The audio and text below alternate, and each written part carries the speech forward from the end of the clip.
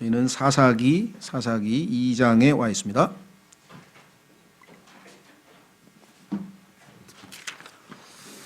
오늘 하나님의 말씀은 사사기 2장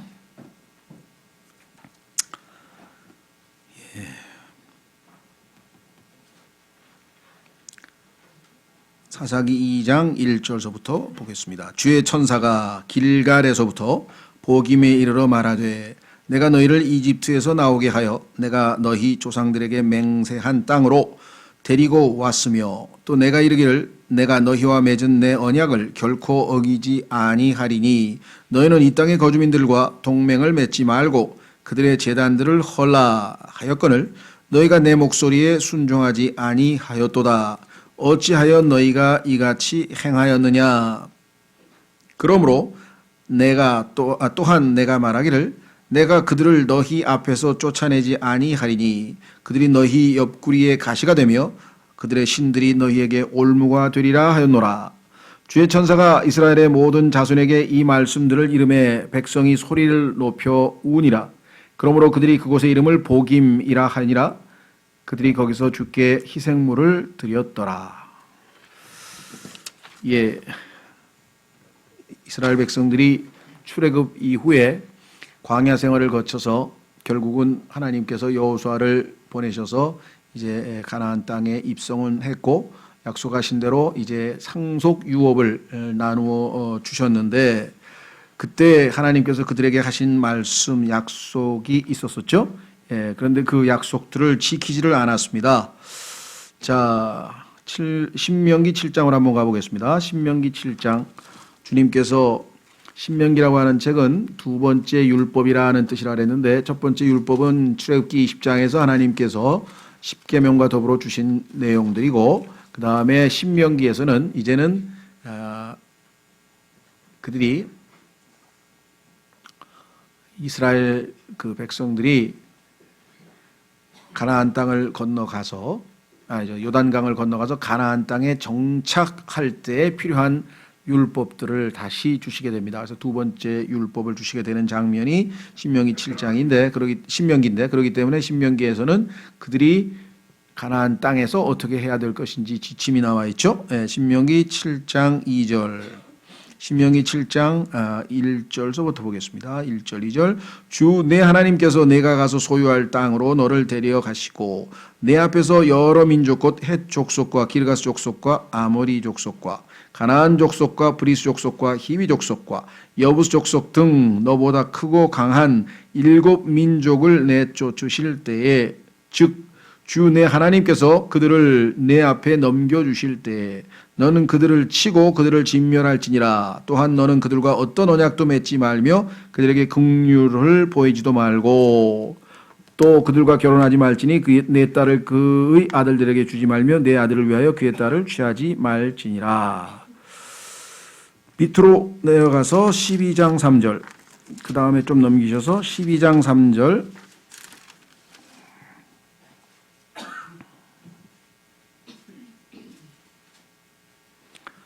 2절부터 보겠습니다. 12장 2절 3절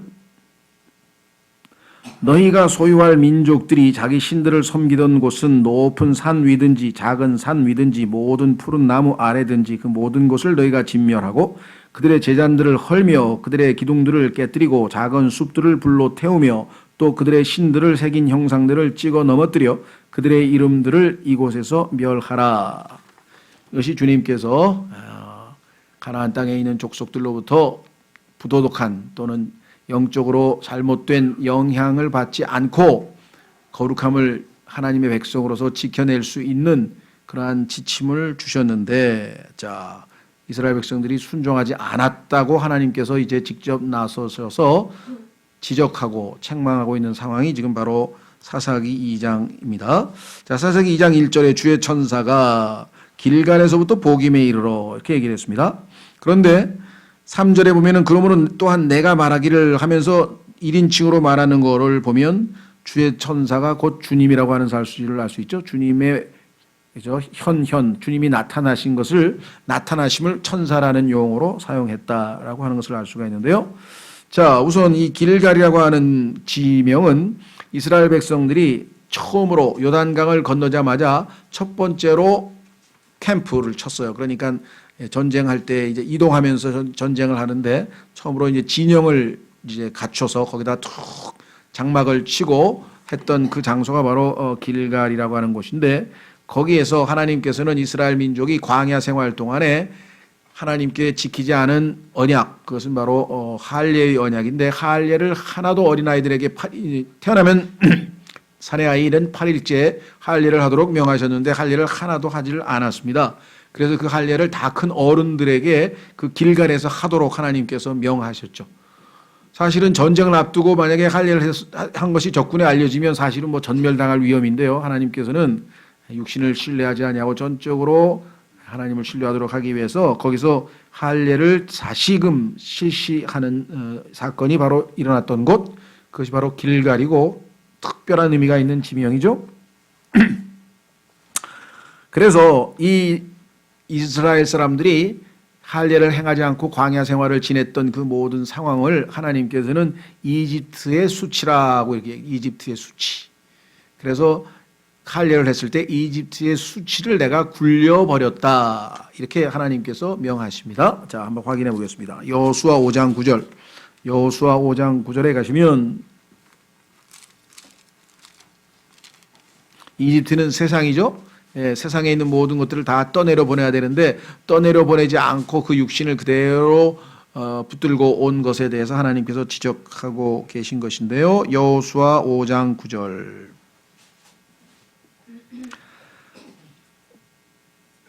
8절부터 보시면 그들이 온 백성에게 할례를 행한 뒤에, 길갈에서 지금 할례를 행하고 있죠. 그들이 온전하게 될 때까지 한 며칠간이 있어야 회복이 되니까요, 상처가. 진영에 있는 자기들의 처소에 거하니라. 주께서 여호수아에게 이르시되 이날 내가 너희에게서 이집트의 수치를 떼내어 굴러가게 하였노라 하였으므로 그곳의 이름을 이날까지 길갈이라 하더라. 길갈은 굴려보낸다는 뜻입니다, 히브리어로. 그래서 이집트의 수치를 모두 다 굴려보낸 사건이 있었던 곳, 바로 그곳입니다. 자, 그래서 그 길갈에서부터 거기에 주님이 임재하고 계셨는데 복임에 이르러 말하되, 복임은 하나님께서 내가 다시는 네 앞에서 그 이방 족속들을 쫓아내지 아니하겠다라고 하나님께서 경고하는 그 책망의 말을 듣고 이스라엘 백성들이 울었죠. 그래서 복임이라고 하는 것은 울다, 우는 자들이란 뜻이에요. 상징적이죠. 이집트 수치를 굴려보낸 그러한 좋은 우리 기억에, 추억에 영적으로 우리에게 아주 좋은 이미지가 남아있는 곳이 있는가 하면, 영적으로 여러분과 저도 어딘가 어느 장소에서 큰 죄를 지었을 때 수치스러운 것을 느끼는 그러한 과거의 추억도 있겠죠. 이스라엘에게는 바로 이와 같은 두 장소입니다. 자, 그래서 복임에서 이르러 말하되 내가 너희를 이집트에서 나오게 하여 내가 너희를 조상들에게 맹세한 땅으로 데리고 왔으며, 하나님은 약속을 지키셨죠. 또 내가 이르기를 내가 너희와 맺은 내 언약을 결코 어기지 아니하리니 너희는 이 땅의 거주민들과 동맹을 맺지 말고 그들의 제단들을 헐라. 지금 우리가 읽었던 신명기 7장 3절 12장 3절 이런 데서 그와 같은 명령을 내리셨는데 하였거늘 너희가 내 목소리에 순종하지 아니하였도다. 어찌하여 너희가 이같이 행하였느냐. 참 우리도 뭐 한두 번이 아니겠죠. 우리의 영적 생활에 있어서의 불순종으로 인한 하나님의 책망이 얼마나 자주 있는지. 3절 그러므로 또한 내가 말하기를 내가 그들을 너희 앞에서 쫓아내지 아니하리니 그들이 너희 옆구리에 가시가 되며 그들의 신들이 너희에게 올무가 되리라 하였노라. 하나님께서 이제 그들에게 징계의 회초리를 허락하시는 장면이 여기에 나와 있습니다. 그렇죠? 하나님께서는 비록 이와 같이 징계를 하시지만 나중에 보시면은 자신의 언약을 완전히 다 취소하지는 않으시죠. 우리 신약으로 치면 우리의 구원의 영원한 보장도 그와 같은 약속 중에 하나인데요. 예를 들면 레위기 26장으로 가보겠습니다. 레위기 26장에 하나님께서 매를 들겠다는 말씀은, 징계를 하시겠다는 말씀은 여러 번 하시지만 완전히 버리겠다는 말씀을 하시지는 않습니다. 신명기가 아니고 레위기 26장 44절.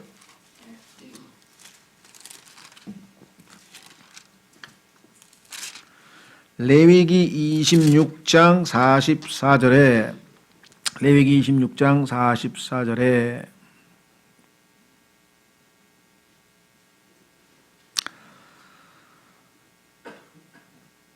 그 모든 것에도 불구하고 그들이 그들의 원수들의 땅에 거할 때 내가 그들을 버리거나 몹시 싫어하지 아니하여 아주 멸하지 아니하고 그들과 함께 세운 내 언약을 깨뜨리지 아니하리니 나는 주 그들의 하나님이니라.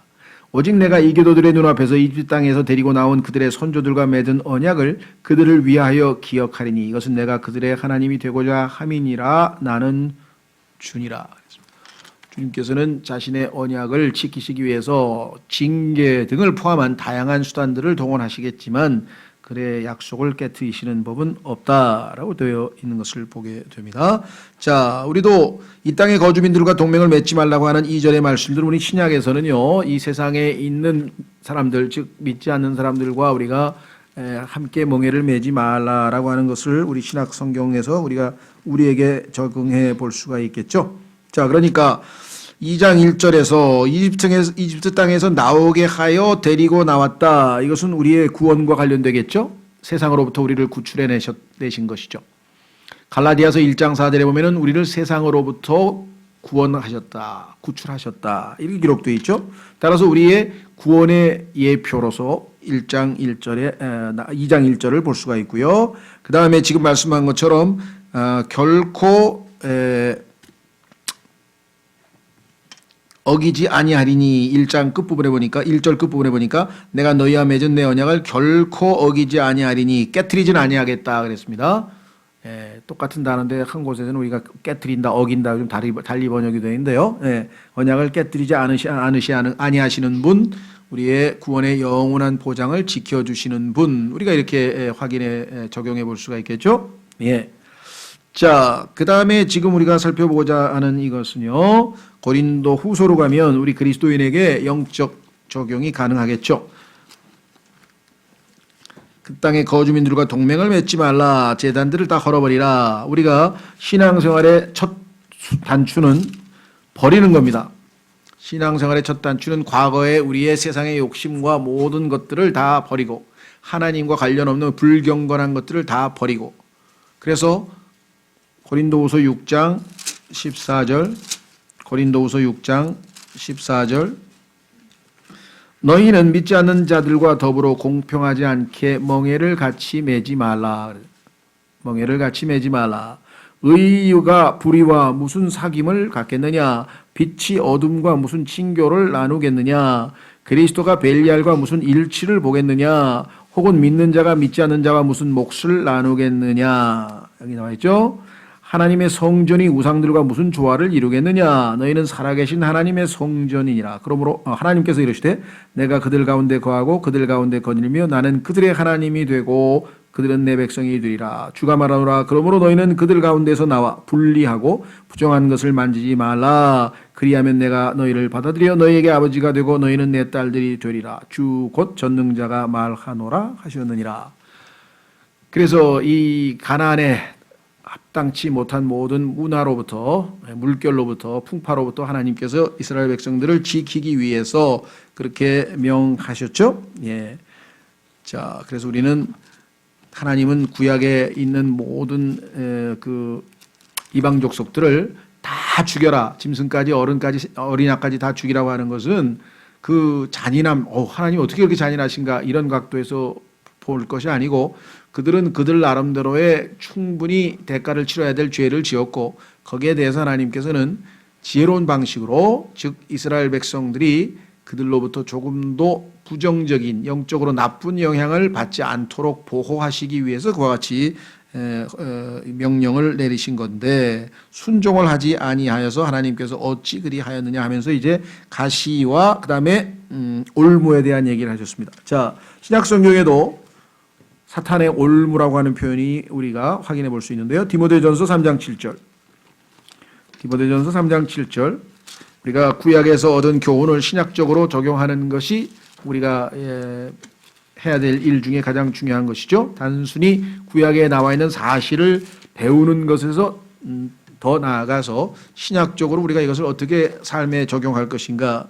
디모데전서 3장 교회에서 감독을 임명하는데 그 감독의 자격 요건 중에 하나가 뭐냐?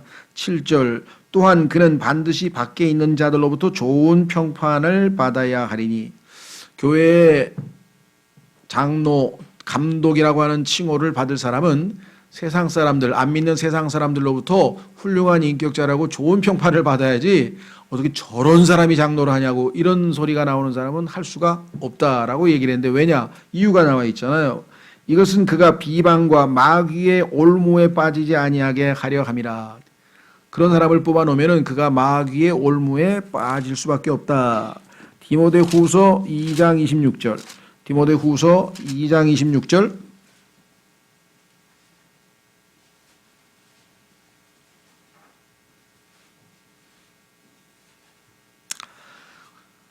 예, 주의 종, 하나님의 일꾼이 사람들을 상담하거나 잘 이렇게 교제해 줄 때 어떻게 해야 되는지가 나옵니다. 24절부터 주의 종은 결코 다투지 말아야 하며, 이 교회의 사역자들 중에서 보면은 이 권위를 행사하는 것처럼 막 거칠게 이렇게 책망하는 방식으로 굉장히 조심스러워야죠. 그렇게 해서는 안 되고 모든 사람에게 부드러우며 가르치기를 잘하며 인내하며 스스로 반대하는 자들을 온유함으로 일깨워 줘야 하리라. 이렇게 하면 혹시 하나님께서 그들에게 회개를 허락하사 진리를 인정하게 하시리니 이것은 마귀의 뜻대로 마귀에게 사로잡힌 자들, 지금 상담 대상자들은 마귀에게 사로잡힌 자들인데 그들이 어떻게 되느냐? 마귀의 올무에서 벗어나 자신을 되찾게 하려 함이라. 이와 같이 온유한 영으로 잘 상담하고 말씀으로 권면하면 올무에서 벗어날 수도 있다. 이것이 아주 중요한 사역이라고 했죠. 자, 그래서 하나님께서는 지금 이제 이스라엘 백성들에게 가시와 올무가 되도록 하겠다. 쫓겨나지 않고 남아있는 그 이방 민족들이 그런 역할을 할 것이다. 이렇게 말씀을 했습니다. 자, 그래서 4절 주의 천사가 이스라엘 모든 자손에게 이 말씀들을 이름에 백성이 소리를 높여 오니라. 슬픈 소식을 들었죠. 하나님으로부터 매를 때리겠다. 하나님이 허락하신 것을 듣고 슬퍼서 울었는데 그러므로 그들이 그곳의 이름을 복임이라 하니라. 우는 자들. 좋습니다. 거기까지. 근데 문제는 그들이 거기서 주께 희생물을 드렸더라.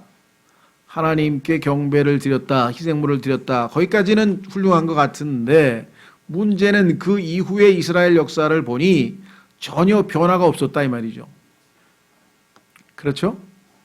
우리의 신앙생활과 너무 닮아 있는 것 같아요. 하나님의 말씀을 듣고 설교를 듣고 마음에 찔림이 와서 안 되겠다 하고 회개하고 하나님 하고 나름 바로 잡기 위한 결단, 마음의 어떤 이 결심은 했으나 마음에서 멈춰버리고 실제적으로 변함이 없거나 잠시 후에 다시 원점으로 돌아와 버리거나 이것이 우리의 육신의 나약함일 수도 있고요. 진정한 회개가 아닌 경우도 있을 것이고요. 하여간 여기서도 보면은 그 외적인 경건의 모양은 갖추었는데 실제적인 능력은 별로 안 나타난 셈이었습니다. 이것이 우리의 딜레마죠. 그렇죠? 정말 하나님의 말씀이 강력하게 역사해서 우리가 단순히 회개만 하고 마음만 찔림이 온 것이 아니라 실제적인 행동의 변화가 나타나서 달라졌구나라고 하는 것을 사람들에게 증언할 수 있는 거기까지 가야 할 텐데 그렇지 못한 그 안타까움이 있는 것을 우리가 보게 됩니다. 그렇죠? 자, 그래서 우리 아까 봤던 것처럼 1차적으로 우리는 이 신앙생활에 있어서 제일 중요한 거는 no, 아니다라고 하는 것부터 배워야 되는데, 자, 성경에 따르면 하나님께 대한 회개, 그리고 나서 예수 그리스도에 대한 믿음, 그래서 회개가 먼저 나오고 믿음이 나중에 나오는 것을 우리가 성경에서 볼 수가 있죠. 예. 디도서에서도 보면 우리가 구원을 받은 다음에 예수님께서 우리를 은혜로서 가르치시는데, 첫째는 세상의 욕심과 경건치 아니한 것들을 거부하도록, 그리고 나서는 하나님 앞에 냉철한 마음과 밝은 정신과 의롭게 그리고 하나님의 뜻대로 살도록 가르치신다. 이렇게 되어 있습니다. 그러니까 먼저는 버리는 것, 우리가 과거에 있던 것들을 다 버려야 하나님의 은혜가 우리 빈 그릇에 채워질 수 있지, 잔뜩 옛날 것을 지니고 있는 상태에서는 새로운 것이 우리 안에 들어올 수가 없다. 이스라엘 백성의 실패가 거기에 있었어요. 그러니까 하나님을 믿겠습니다, 바르게 따르겠습니다 말은 했는데 우상은 여전히 가지고 있잖아요. 그렇죠? 자, 여호수아 24장으로 가보겠습니다. 여호수아 24장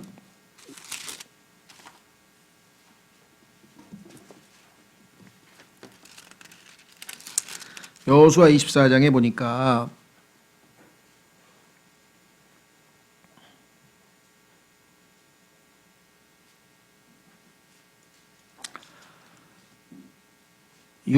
16절 여호수아가 나는 내 집과 나는 오직 주님만 섬기겠다라고 아주 믿음의 결단을 지금 하죠. 15절 끝부분에 보면 그러나 나와 내 집으로 말하건대 우리는 주를 섬기겠노라 하매 백성이 응답하여 이르되 우리가 주를 버리고 다른 신들 섬기는 일을 결코 하지 아니하리니 말은 잘했습니다. 주 우리 하나님은 우리와 우리 조상들을 이집트 땅 속박의 집에서 데리고 올라오시고 구원 간증도 했습니다. 우리의 눈앞에서 큰 표적들을 행하시고 아주 삶에서의 간증도 했습니다. 우리가 지나온 모든 길에서와 우리가 통과한 모든 백성들 가운데서 우리를 보존하신 바로 그분이시니라. 하나님의 섭리적인 도움도 간증했습니다. 주께서 모든 백성 곧 이 땅에 거하던 아모리 족속을 우리 앞에서 쫓아내셨나이다.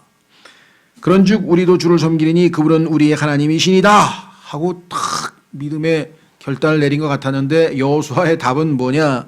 여호수아가 백성에 이르되 너희가 능히 주를 섬기지 못하리니 너희는 못한다. 왜 그랬을까요? 그분은 거룩한 하나님이시요 질투하는 하나님이시므로 너희의 범법과 죄들을 용서하지 아니하시리라. 너희가 하나님을 섬긴다는 그 말은 첫째 전제 조건이 잘못되어 있어. 이 세상의 신들을 내가 하나님보다 내 마음에 먼저 담아놓은 모든 것들을 먼저 버리고 그 다음에 하나님을 섬기겠다 해야 되는데 넌 하나도 버린다는 소리는 하나도 안 했잖아. 거기에 나오죠. 20절. 만일 너희가 주를 버리고 이방 신들을 섬기면 그분께서 너희에게 선을 행하신 뒤에라도 돌이켜서 너희를 해하시고 너희를 멸하시리다 하니 백성이 여호수아에게 이르되 아니니다 우리가 주를 섬기겠나이다 하매 여호수아가 백성들에게 이르되 너희가 너희를 위하여 주를 택하고 그분을 섬기리라 한 것에 대해 너희가 너희 자신에게 증인이 되었느니라 하매 그들이 이르되 우리가 증인이 되었나이다 하니라. 그가 이르되 그런즉 그러면 내가 방법을 가르쳐 줄 테니 이제 너희 가운데 있는 이방 신들을 제거하고 제거도 안 하고 제거하겠다는 고백도 안 하고 하나님만 섬기겠다고 하나님이 그렇게 섞여 있는 너희의 이중적 마음을 받아들이시겠냐. 하나님은 거룩하신 것이기 때문에 거룩하신 분이시기 때문에 너희의 마음 전체를 완전히 올인 하기 전에는 하나님은 절반은 우상에게 가 있고 절반은 세상에 가 있고 절반은 나에게 와 있고 그런 것은 원치 않는다. 너희 마음을 주 이스라엘의 하나님께 향하게 하라. 이렇게 지금 얘기를 했죠. 자, 그래서 그리스도인들도 주님을 안 섬기는 게 아니에요. 근데 양다리를 걸치고 있는 게 문제예요. 그렇죠? 예. 야곱도 그러잖아요. 전적으로 하나님을 신뢰할 것처럼 밤새 기도해놓고 결정을 탁 내리고 작전 짜가지고 1진 보내고 2진 보내고 3진 보내고 그게 우리의 참 나약함이고 아브라함도 완전히 순종하지 못하고 그래도 외로운데 롯은 데리고 가야지 하고 데리고 가고 이렇게 되죠. 자, 그래서 다시 돌아옵니다. 5절로 가겠습니다. 5절. 그러므로 그들이 그곳의 이름을 복임이라 하니라. 그들이 거기서 주께 희생물을 드렸더라. 자, 6절서부터 11절까지 13절까지 자, 한번 보겠습니다. 전에 여호수아가 백성을 가게 하였더니 이것은 여호수아에서의 이미 있었던 얘기를 다시 한번 지금 반복해서 설명하고 있습니다. 여호수아가 각자 자기 유업을 상속 유업을 받기 위해서 가라고 해서 갔죠. 이스라엘 자손이 각각 자기의 상속 재산으로 가서 땅을 소유하였고 과거에 있었던 사건을 다시 한번 요약 정리하고 있습니다.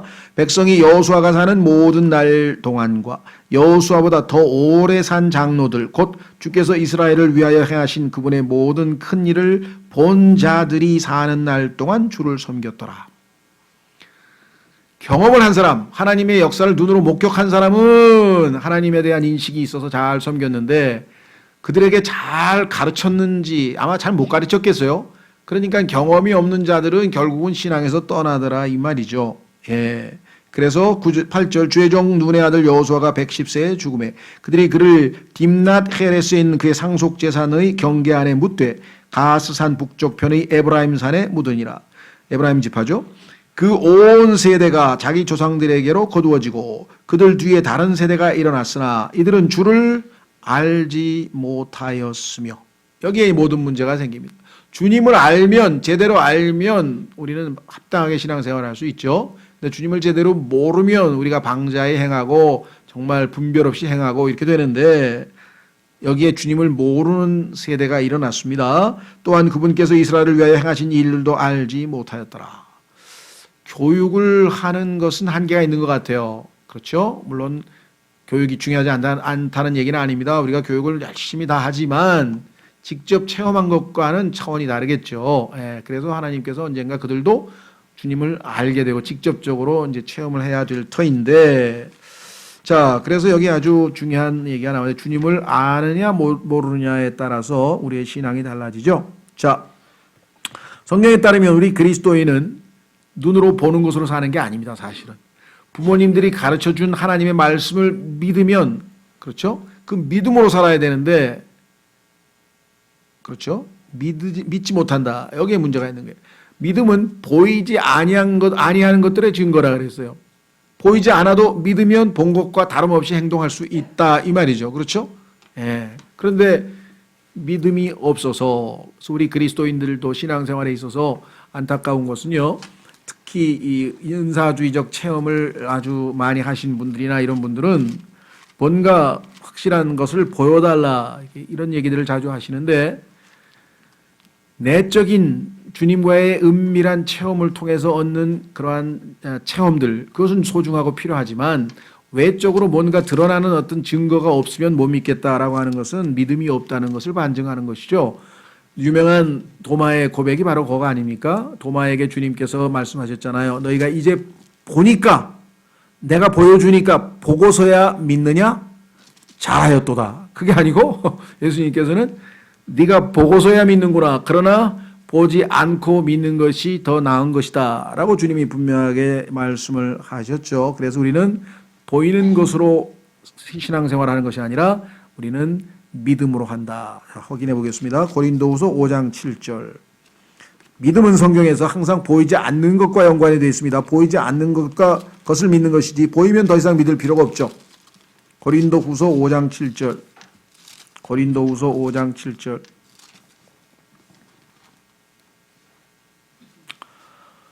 우리는 믿음으로 걷고 보는 것으로 걷지 아니하노라. 그렇죠? 네. 믿으면 본 것과 똑같은 효과가 나타납니다. 데살로니가전서 2장 13절. 데살로니가전서 2장 13절.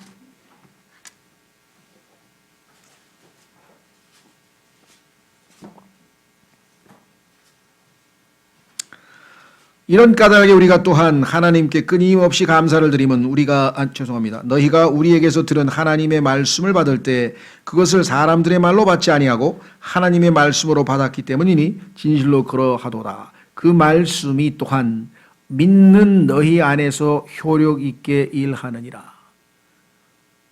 하나님의 말씀을 믿으면 그 믿음은 반드시 우리 안에 실제적인 효과로 나타납니다. 그렇죠? 네.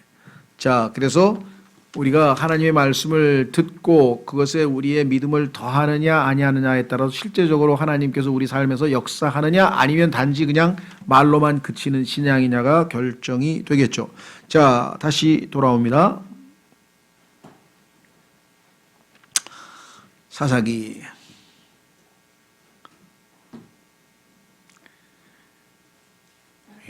7절에 백성이 여호수아가 사는 날 동안과 여호수아보다 더 오래 산 장로들 곧 주께서 이스라엘을 위하여 행하신 그분의 모든 큰 일을 본 자들이 사는 모든 날 동안 주를 섬겼다. 본 자들이라고 얘기를 했죠. 자, 하나님의 살아계심을 우리가 체험할 수 있는 것, 목격할 수 있는 것은 이런 방식이 있습니다.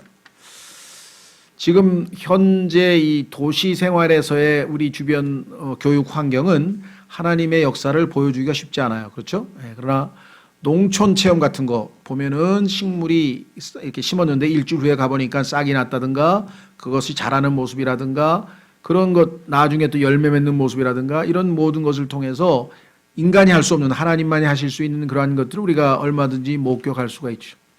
그래서 도시 문화는 당연히 무신론자를 양산할 수밖에 없습니다. 그래서 하나님께서 원래 인간이 살도록 만들어 놓은 환경은 동산이었죠. 그렇죠. 하나님께서 눈에 볼 수 있는 하나님을 우리가 성경에 보니까 얼마든지 하나님이 만드신 것을 통해서 하나님의 영원하신 신격과 능력을 알 수 있다고 했잖아요. 그렇죠. 예. 자, 그러니까 농촌도 그렇고 산촌도 그렇고 그러니까 자연과 즉 하나님이 만드신 것들과 가까이 살도록 자꾸 기회를 제공하는 것도 어떤 의미에서는 그들의 마음 밭을 갈게 해주는 겁니다. 그렇죠? 하나님에 대한 뭔가 인간이 할 수 없는 그 무언가. 비가 안 오는데 가뭄이 들었는데 비가 오니까 새싹들이 팍 아주 생기를 되찾으면서 활력 있게 다시 일어나는 이러한 모든 것들을 통해서 인간의 힘으로만 할 수 없는 즉 하나님의 어떤 섭리적인 손길이 있을 수밖에 없다라는 것을 느끼는 거죠. 자, 시편 104편으로 가보겠습니다. 우리 그리스도인들은 그런 것들을 하나님의 솜씨로 알고 감사하고 찬송을 하죠. 조금 있으면 모르겠어요. 우리 교회에 오시는 많은 분들이 차를 가지고 오시는 중에 상당수가 이 서부간선도로를 오는데 서부간선도로에 조금 있으면 어마어마하게 개나리가 핍니다. 쫙 거의 한 몇 킬로가 그냥 전부 다 이 개나리 밭으로 변하고 그다음에 조금 있으면 이제 그 벚꽃도 피고 그래가지고 그거 일부러 글로 지나가요. 얼마나 정말 솜씨가 놀라우신지. 예, 그래서 시편 104편 14절, 시편 104편 14절.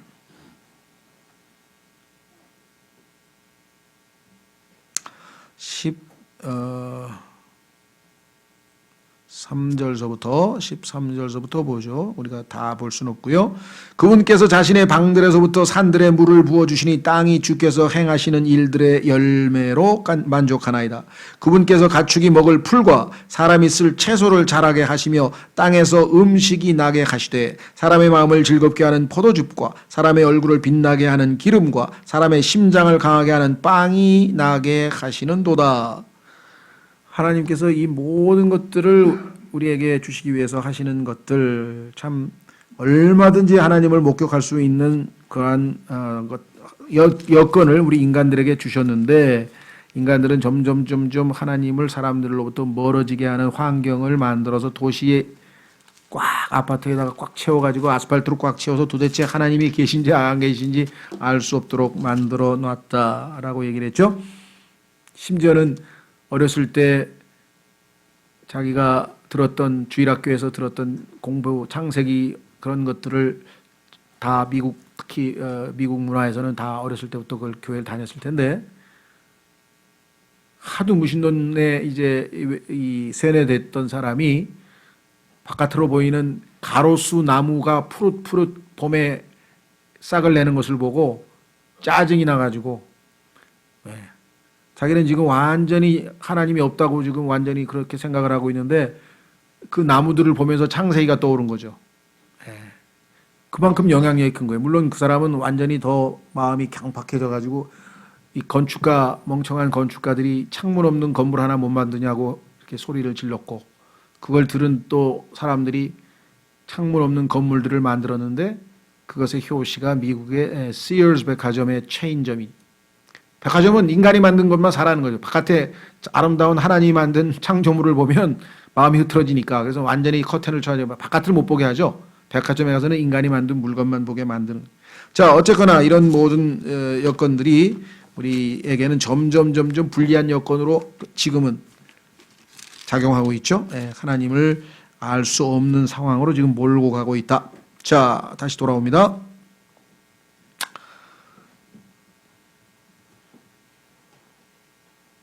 자, 돌아가셔서 어디 갑니까? 11절서부터 13절까지. 이스라엘 자손이 주의 눈앞에서 악을 행하여 바알들을 섬기며, 그렇죠. 하나님을 알지 못하는 세대는 당연히 하나님을 알면 감히 하나님 앞에 이런 짓을 못하죠. 주의 눈앞에서 악을 행하여 바알들을 섬기며 이집트 땅에서 자기 조상들을 데리고 나오신 자기 조상들의 하나님을 버리고 다른 신들 곧 자기들 사방에 있던 백성의 신들을 따라가서 그들에게 절하여 주의 분노를 일으켰더라. 이것이 하나님을 알지 못하는 세대가 결국은 도달하는 모습인데요. 그들이 주를 버리고 바알과 아스타롯을 섬기니라. 그래서 이제 사사기 내내 하나님께서 13명의 사사를 보내서 반복해서 7번에 걸쳐서 하나님의 징계의 손길이 있었고, 그렇죠? 그래서 하나님께서 이들을 훈련, 징계, 또 이들이 하나님 앞에서 자신의 그 죄악된 모습들을 아주 다 철저하게 다 아주 드러내는 그런 상황이 끔찍한 상황이 전개됩니다. 그러니까 사사기는 사실 이게 읽기에 유쾌한 내용이 아니죠. 우리에게는 그렇다고 해서 건너뛸 수 없는 우리의 죄성을 정난하게 펼쳐 보이는 어떤 의미에서는 그런 면에서 우리에게 굉장히 필요하고 유익한 책입니다.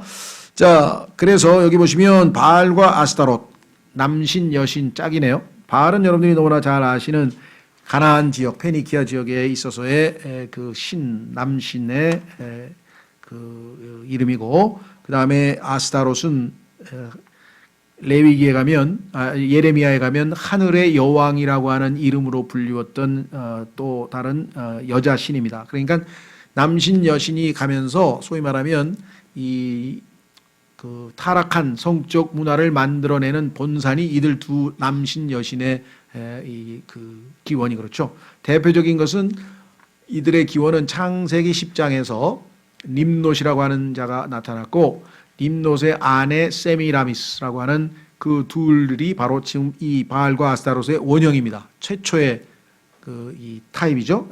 그래서 전 세계 어디를 가도 이와 같이 딱 짝을 지어서 항상 신들이 나와요.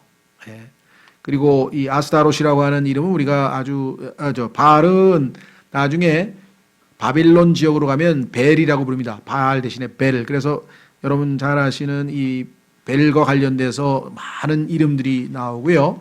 벨샤살이라든가 뭐 이 벨자 들어가는 이 왕들의 이름과 지명 이름이 나오죠. 그 다음에 아스타롯은요, 소위 말하면 이 카톨릭의 마리아를 신격화시킨 것의 원조인데요. 이집트에서는 이시스라고 하는 이름으로 불리고, 또 로마 제국에서는 비너스라고 하는 이름으로 불리고, 그 다음에 이 그리스에서는 다이아나라고 하는 이름으로 불리우는 여신입니다. 그죠? 뭐 그 다음에 저쪽 어디야?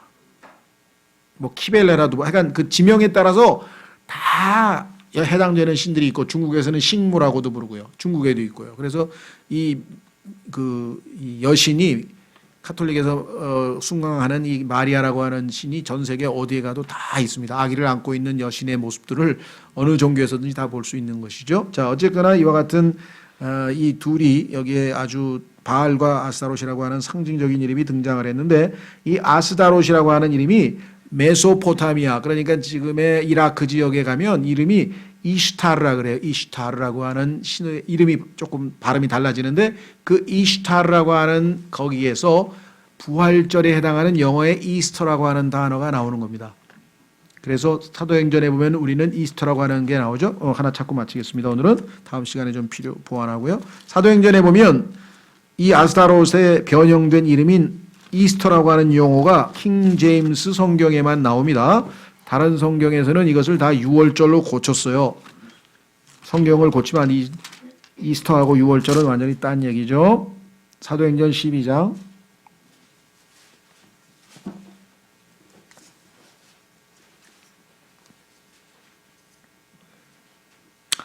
이제 그 무렵에 12장 1절, 이제 그 무렵에 헤롯 왕이 교회에서 몇 사람을 괴롭히려고 자기 손을 뻗치고 요한의 형제 야고보를 칼로 죽이니라. 또 그가 유대인들이 그 일을 기뻐하는 것을 보았으므로 더 나아가 베드로도 잡으려 하였는데 그때는 무교절 기간이더라.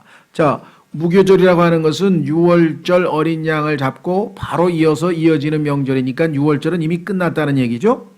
그가 그를 붙잡아 감옥에 가두고 군사가 4씩인 4소대에게 맡겨 지키게 하였으니 이것은 이스터가 지난 뒤에 그의 백성에게로 끌어내려 함이라. 그러니까 부활절은 이교도들의 명절이지 오늘날 기독교 명절이 된 것은 전적으로 잘못된 것이라는 것을 여기서 알 수가 있죠. 이스터라고 하는 영어의 부활절은 기독교 명절이 아니라 이교도들의, 아까 얘기했던 그 여신을 섬기는, 아스타롯을 섬기는 자들의 명절입니다.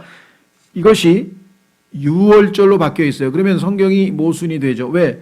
3절에 보니까 그때는 무교절 기간이더라. 그러면 유월절은 이미 끝났는데 어떻게 4절에 가서 유월절이 지난 뒤에 그를 백성에게로 끌어내려 함이더라 되겠습니까?